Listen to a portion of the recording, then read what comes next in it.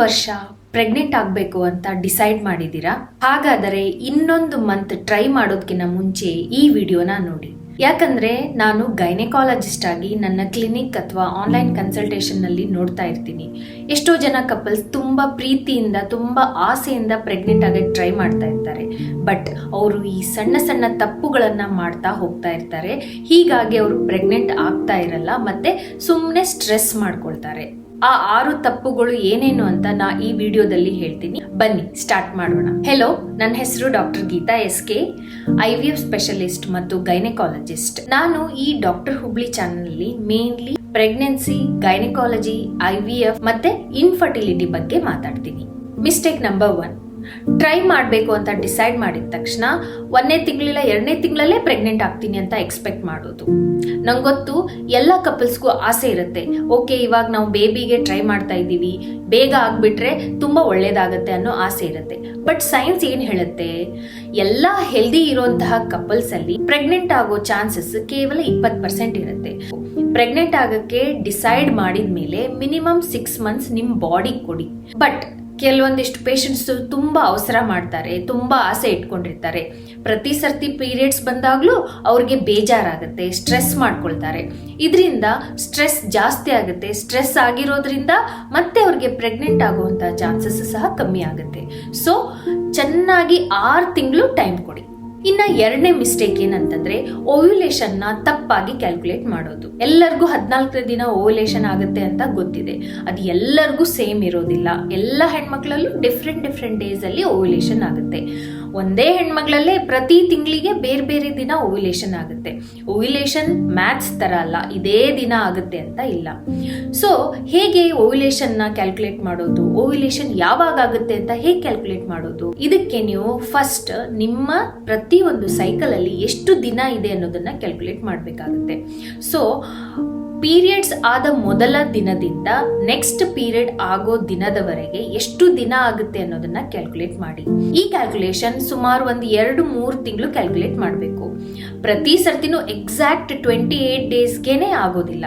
ಕೆಲವೊಂದ್ ಸರ್ತಿ 28 ಡೇಸ್ಗಾಗುತ್ತೆ, ಕೆಲವೊಂದ್ ಸರ್ತಿ 30 ಡೇಸ್ಗಾಗುತ್ತೆ, ಕೆಲವೊಂದ್ ಸರ್ತಿ 32 ಡೇಸ್ಗಾಗುತ್ತೆ. ಇವೆಲ್ಲ normal human variation. So for example, ಮೊದಲನೇ ತಿಂಗಳು 28 ದಿನಕ್ಕೆ ಪೀರಿಯಡ್ ಆಗುತ್ತೆ, ನೆಕ್ಸ್ಟ್ 30 ಡೇಸ್ ಪೀರಿಯಡ್ ಆಗುತ್ತೆ, ನೆಕ್ಸ್ಟ್ 32 ಡೇಸ್ ಪೀರಿಯಡ್ ಆಗುತ್ತೆ. ಈ 3ರ ಸರಾಸರಿಯನ್ನು ತಗೊಂಡ್ರೆ ನಿಮಗೆ 30 ಡೇಸ್ ಅಂತ ಗೊತ್ತಾಗುತ್ತೆ. ಸೊ ನಿಮ್ಮ ಸೈಕಲ್ ಲೆಂತ್ 30 ಡೇಸ್. ಈ 30 ಡೇಸ್ ಅಲ್ಲಿ 14 ಮೈನಸ್ ಮಾಡಿ. ಸೊ 16. 30 - 14 = 16. ಸೊ ನಿಮ್ಮ ಓವ್ಯುಲೇಷನ್ 16 ಆಸುಪಾಸು ಆಗುತ್ತೆ. ಸೊ ಗಂಡ ಹೆಂಡತಿ ಈ 16ನೇ ದಿನದ 2-3 ದಿನ ಹಿಂದೆ 2-3 ದಿನ ಮುಂದೆ ಸೇರ್ಬೇಕಾಗತ್ತೆ. ಯಾಕೆ ಇದು ಇಂಪಾರ್ಟೆಂಟ್ ಅಂತಂದ್ರೆ, ಎಗ್ ರಿಲೀಸ್ ಆದ ತಕ್ಷಣ ಅದು ಬದುಕೋಕಾಗೋದು ಕೇವಲ 1 ದಿನ ಮಾತ್ರ. ಅದಕ್ಕಿಂತನೂ ಕಮ್ಮಿ ಆಗಿರ್ಬಹುದು.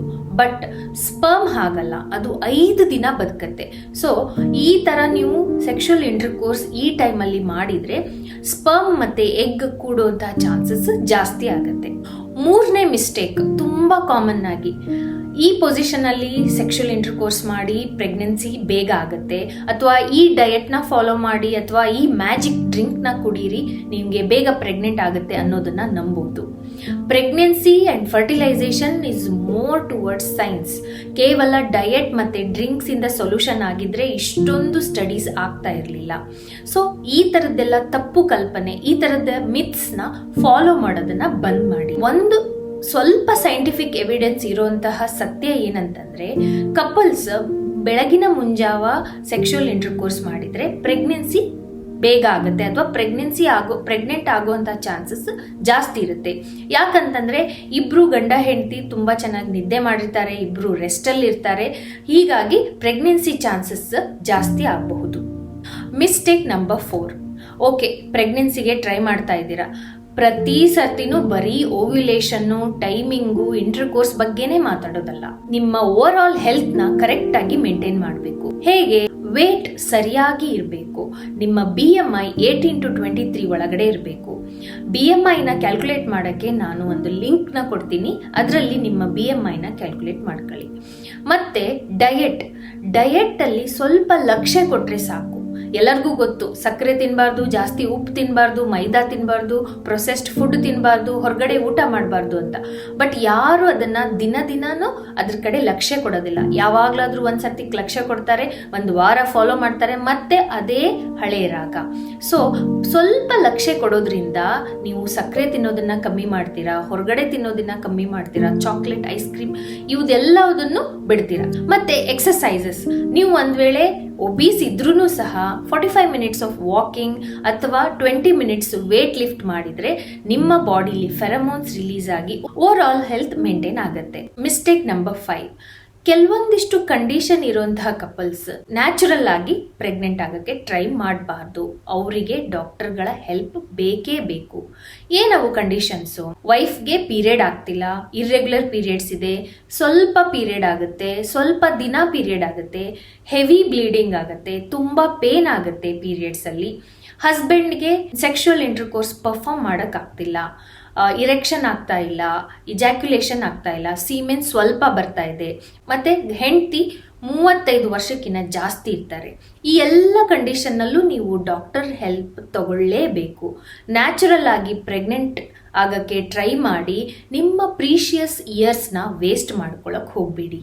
ಇನ್ನು ಲಾಸ್ಟ್ 6th ಮಿಸ್ಟೇಕ್ ಏನಂತಂದ್ರೆ ಆರ್ಟಿಫಿಷಿಯಲ್ ಲ್ಯೂಬ್ರಿಕೆಂಟ್ಸ್ ಯೂಸ್ ಮಾಡೋದು ಮತ್ತೆ ವೆಜೈನಲ್ ಡ್ಯೂಷಿಂಗ್ ಮಾಡೋದು. ಆರ್ಟಿಫಿಷಿಯಲ್ ಲ್ಯೂಬ್ರಿಕೆಂಟ್ಸ್ನ ಯೂಸ್ ಮಾಡಿದ್ರೆ ಆ ಪ್ರೆಗ್ನೆಂಟ್ ಆಗಕ್ಕೆ ಟ್ರೈ ಮಾಡ್ತಾ ಇರೋಂಥ ಸ್ಪರ್ಮ್ ಸತ್ತೋಗ್ಬಿಡತ್ತೆ. ಆರ್ಟಿಫಿಷಿಯಲ್ ಲ್ಯೂಬ್ರಿಕೆಂಟ್ಸ್ ಅಲ್ಲಿ ತುಂಬಾ ಕೆಮಿಕಲ್ಸ್ ಇರುತ್ತೆ, ಸ್ಪರ್ಮ್ನ ಕಿಲ್ ಮಾಡ್ತವೆ ಅವೆಲ್ಲ. ಈವನ್ ಡಾಕ್ಟರ್ ಪ್ರಿಸ್ಕ್ರೈಬ್ ಮಾಡಿರುವಂತಹ KY ಜೆಲ್ಲಿ ಸಹ not good. Natural ಲ್ಯೂಬ್ರಿಕೇಶನ್ is important. ಇನ್ನ ಹೆಣ್ಮಕ್ಳು ವೆಜೈನಾನ ಕ್ಲೀನ್ ಮಾಡ್ತಾ ಇರ್ತಾರೆ, ಥಿಂಕಿಂಗ್ ಅವರು ನಾವು ಕ್ಲೀನ್ ಮಾಡ್ಕೊಂಡ್ರೆ ಬೇಗ ಪ್ರೆಗ್ನೆಂಟ್ ಆಗ್ತೀವಿ ಅಂತ. ಅದು ಒಂದು ತಪ್ಪು ಕಲ್ಪನೆ. ವೆಜೈನಾದಲ್ಲಿ ಸರ್ಟೆನ್ pH ಇರುತ್ತೆ. ಇದು ಏನ್ ಮಾಡುತ್ತೆ? ಈ pH ಸ್ಪರ್ಮ್ನ ಜೀವಂತವಾಗಿ ಇಡ್ಲಿಕ್ಕೆ, ಸ್ಪರ್ಮ್ಗೆ ಸ್ವಿಮ್ಮಿಂಗ್ ಚೆನ್ನಾಗಿ ಮಾಡ್ಲಿಕ್ಕೆ, ಮತ್ತೆ ಆ ಹೆಣ್ಮಗಳಿಗೆ ಯಾವುದೇ ತರದ ಇನ್ಫೆಕ್ಷನ್ ಆಗದೆ ಇರೋ ಹಾಗೆ ಈ pH ಮೇಂಟೈನ್ ಮಾಡುತ್ತೆ.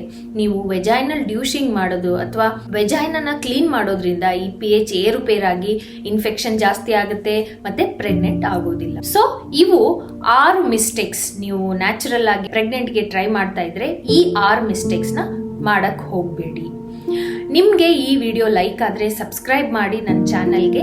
ನಿಮ್ಮ ಫ್ರೆಂಡ್ಸ್, ಫ್ಯಾಮಿಲಿ, ಸಿಸ್ಟರ್ಸ್ ಯಾರು ಪ್ರೆಗ್ನೆಂಟ್ ಆಗಕ್ಕೆ ಟ್ರೈ ಮಾಡ್ತಾ ಇದ್ದಾರೋ ಅವ್ರಿಗೆಲ್ಲ ಶೇರ್ ಮಾಡ್ಕೊಳ್ಳಿ. ಮತ್ತೆ ನಿಮ್ಗೆ ಏನಾದರೂ ಡೌಟ್ಸ್ ಇದ್ರೆ ಕಮೆಂಟ್ಸ್ ಮಾಡಿ, ನಾ ಆ ಕಮೆಂಟ್ಸ್ನ ಓದ್ತೀನಿ, ನಿಮ್ಗೆ ಎಲ್ಲಾಗುತ್ತೋ ಅಲ್ಲಿ ಸಹಾಯ ಮಾಡ್ತೀನಿ. ನಿಮ್ಗೆ ಪರ್ಸನಲ್ ಆಗಿ ನಿಮ್ಮ ಡೌಟ್ಸ್ಗೆ ಕ್ಲಿಯರ್ ಮಾಡ್ಬೇಕಂತಂದ್ರೆ ನನ್ನ ವೆಬ್ಸೈಟ್ drhubli.com ಅಲ್ಲಿ ಆನ್ಲೈನ್ ಕನ್ಸಲ್ಟೇಷನ್ ಬುಕ್ ಮಾಡಿ. Take care.